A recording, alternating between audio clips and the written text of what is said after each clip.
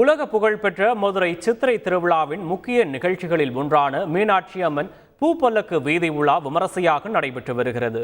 இது தொடர்பான விவரங்களை செய்தியாளர் மாரிசாமி வழங்க கேட்போம். மாரிசாமி வணக்கம்.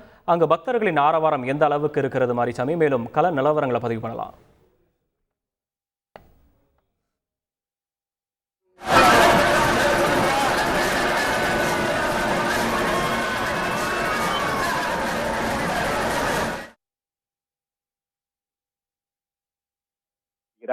வண்ண மலர்களால் அலங்கரிக்கப்பட்ட தனி பூப்பல்லக்கில் மீனாட்சி அம்மன் திருவீதி உலா வருகிறார். இந்த உலக புகழ்பெற்ற சித்திரை திருவிழாவில் மீனாட்சி சுந்தரேஸ்வரர் திருக்கல்யாண அலங்காரத்தில் வெள்ளி யானை வாகனத்தில் பவனி வருகிறார்.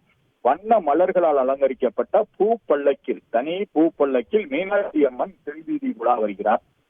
இது இந்த சித்திரை திருவிழா கடந்த 12ஆம் தேதி கொடியேற்றத்துடன் துவங்கியது. இந்நிலையில் 64 திருவிளையாடல்களில் புகழ்பெற்ற நிகழ்வான மீனாட்சி அம்மனுக்கு அரசியாக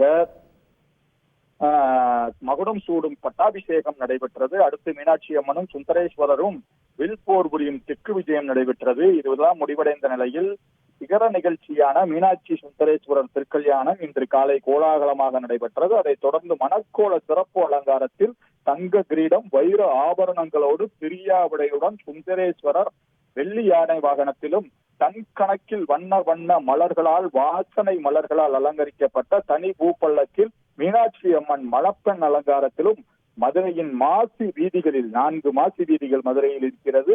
ஈழமாசி வீதி, வடக்கு மேலமாசி வீதி, வடக்கு மாசி வீதி, தெற்கு மாசி வீதி ஆகிய 4 மாசி வீதிகளும் எழுந்தருளி இருக்கிறார்கள். தொடர்ந்து கோவில் யானை முன் செல்ல சில பக்தர்கள் வாத்தியங்கள் முழங்க கோவிலின் ஆடி வீதிகளில் அம்மனும் சுவாமியும் திருவீதி உலா வந்தனர். அதைத் தொடர்ந்து 4 மாசி வீதிகளில் பக்தர்கள் புடைசூழ பக்தர்கள் லட்சக்கணக்கான பக்தர்கள் என்று சொல்லலாம், அவ்வளவு பக்தர்கள் அந்த 4 மாசி வீதிகளில் கூடியிருக்கிறார்கள்.